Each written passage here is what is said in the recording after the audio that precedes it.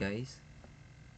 Today is 9/21/2025. So September 2025 na guys.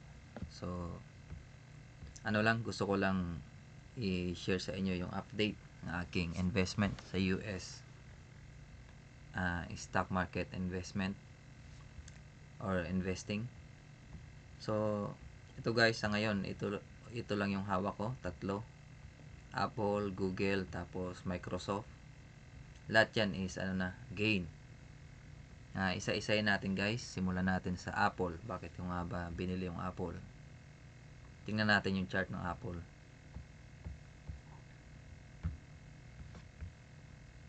Ito nga pala guys, Instagram gamit ko na pang charting. So tingnan natin yung Apple.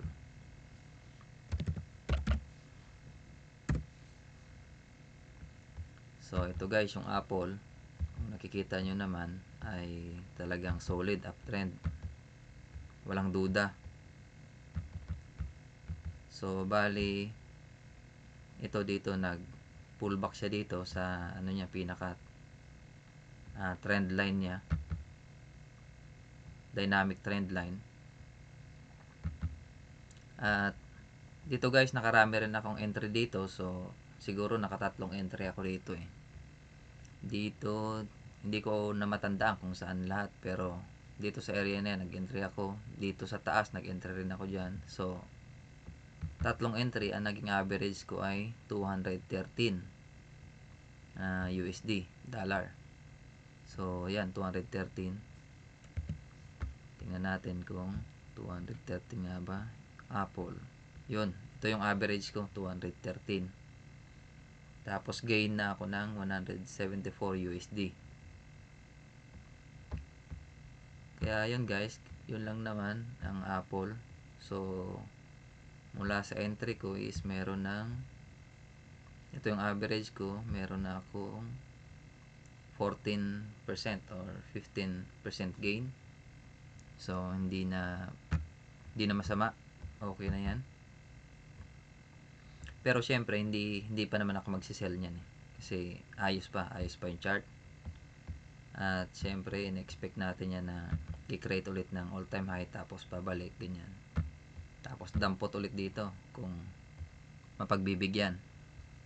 So ano nga pala to guys, long term approach. So walang sa ngayon wala pang target. Titingnan ko muna yung market kung anong kondisyon bago ako magsiset ng target. Pero sa ngayon lang muna, puro buy lang muna to guys, walang benta muna. Ayos pa naman siya. At burin muna natin to. Sunod natin yung itong Google.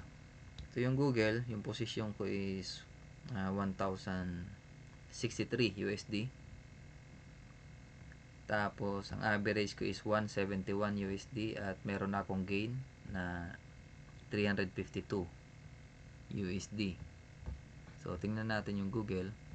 Average is 171. Google.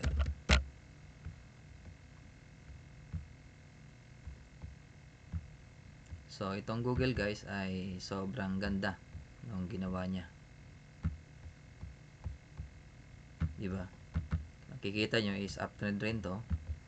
So gaya ng dati, yan, ganyan lang, tapos bumalik dyan. So ganyan lang yan guys, tapos tumaas ng ganyan.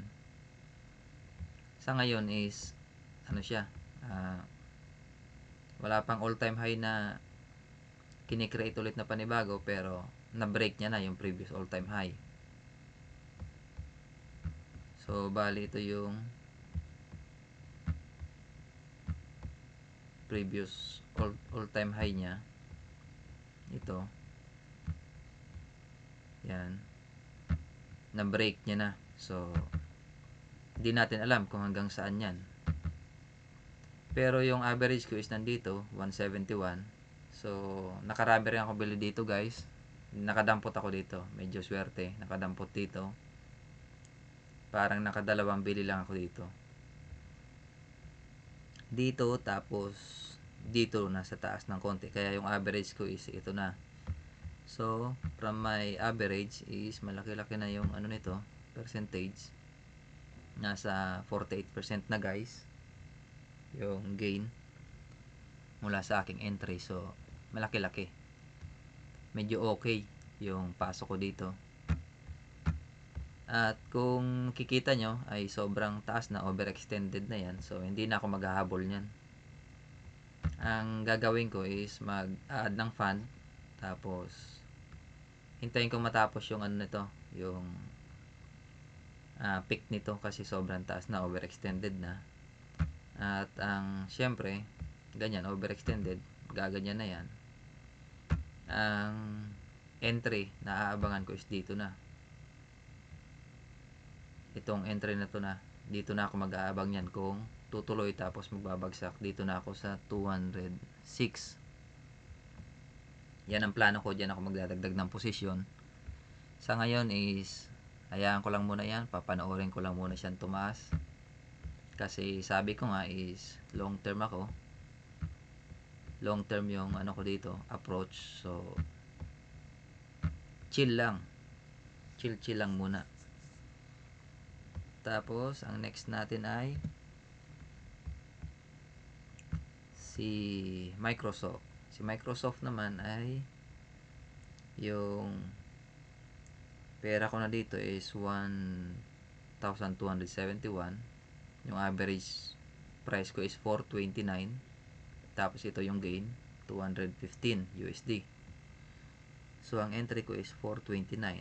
So tingnan natin mula sa entry ko, 429.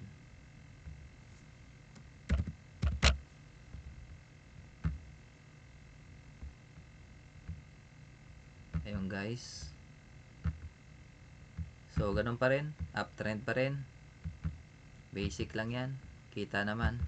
Kitang-kita naman guys, 'di ba? Uptrend. Kita nyo naman, pataas yan. So walang duda na uptrend. Wala tayong wala tayong pagtatalunan diyan guys. Uptrend talaga yan. So ang naging average ko is ito, 429. Dito naman Microsoft is nakatatlong bili na ako dito guys. Nagdagdag ako dito sa taas. So nakabili ako dito, tapos dito yata, tapos nagdagdag ako dito yung isa dito banda. So na-break niya rin yung all-time high, ito 468. Plano ko sana magdadagdag dito, kaya lang hindi na inabot. So dito na ako nagbili, nagdagdag. Pero syempre overextended na rin to. Possible rin yan na i-revisit niya to. At kung i-revisit niya man yan, magdadagdag pa rin ako sa area na yan, 468. Yan, mga area dito, dyan ako magdadagdag ng posisyon. Sa ngayon is hindi na ako magdadagdag ulit, kasi kakatapos ko lang magdagdag dyan. At ang gusto ko is babalik siya para discounted, diba? So yun lang guys. At ito pala, tingnan natin yung Bitcoin. Masyadong hot topic ngayon yung Bitcoin, kasi ito yung Bitcoin. Ayan, marami akong guhit-guhit dyan sa Bitcoin. Hayaan nyo na lang muna yan guys, maraming guhit-guhit. So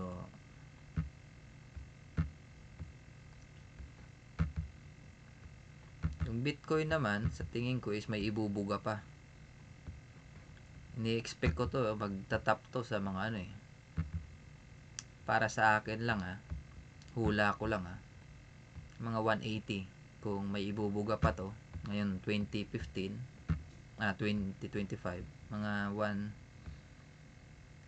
160 to 180 kung meron pa siyang ibubuga bago matapos yung taon. Yan yung tinitingnan ko na pwedeng pick niya yan. Hula ko lang naman. Yan yung tinitingnan kong peak ng Bitcoin. Kasi kung aabutin niya yan guys, i-explain ko bakit ito yung area na tinitingnan ko. Explain ko lang sa inyo guys. Pag inabot niya kasi yan, yung 180 or 160, pag nag-peak siya dyan, di magda-downtrend na ulit siya, magbe-bear market na. Pag nag-downtrend yan, halimbawa, mahit niya yung 180, ito, 50% or 60% sa previous all-time high niya dito sa 75 to eh. Ayan, 72 to 75, 58% or 60%. So, pwede pa nga mag 185 eh. Adjust natin, mga 185. Siyempre, hindi naman natin yan napipredict talaga. Pero sa akin kasi, inaano ko lang, hula lang, na baka abutin niya yan. At least kung abutin niya yan, meron na akong idea kung saan ko siya ulit bibilhin. Pag nag 185 yan guys, tapos nag downtrend ulit siya, yan, dito mga 60%. Pwede ulit sumalo sa mga 60k to 75k, mga ganyan. Yun ang magandang salo dito. Halimbawa man, kung ako mamimili ng Bitcoin kapag nag downtrend na siya, mamimili ako dito 70, yan, 75 hanggang dito. Baka yung 50k, 55k, ganyan. Pero baka dito lang yan, sa tingin ko lang yan, baka ito strong na yan, kasi ilang percent na yan kung aabotin yung 180, kung dito 70%, o diba, yung 70% na dip ni Bitcoin is normal lang yan. Kasi pasensya na kayo dito guys sa mga drawing ko kasi medyo magulo, may mga palatandaan kasi ako dyan eh. So itong previous peak niya dati is 60, 68, 69, ganyan, mga ganyan. Tingnan nyo guys yung ano nyan, yung from previous peak hanggang sa low niya is yan, 77%, yan yung downtrend niya. Nung 20 yan, nag-peak ng 2021 tapos nag-bottom ng 2023, 77%. Yung previous niya naman, ito previous peak niya, kaya marami akong guwit-guwit dito guys. Ito yung 2018, 2017 ng December, yung peak niya na to, nag-bottom ng 84%. So kung napapansin nyo guys, nung una 84%, ito 77%. So sa akin, ina-anticipate ko baka 70% na lang o 65% yung i-bottom niya kung halimbawa ma-hit niya yung panibagong peak niya. So kung ma-hit niya yung 185, ina-expect ko na mag-bottom siya ng 70% or 60%. So medyo makatarungan yung area na to, 60k to 75k, yan. Kung mamimili man ako ng Bitcoin, dyan ako mamimili. So sana abutin yan guys at mapag-ipunan natin yan. Medyo matagal-tagal yan kasi usually naman yung downtrend inaabot yan ng isang buong taon downtrend, tapos mag-accumulate pa yan ng mga 1.5 years or 2 years. So meron tayong 3 years para mag-ipon guys ng pambili. So yun, abangan natin yan at Team Payaman. Yun lang guys, salamat sa panonood at good luck sa kung man kayo, mag-invest kayo or mag-trade. Always manage your risk at dapat prepare kayo palagi. Yun lang guys, salamat sa panonood, bye bye.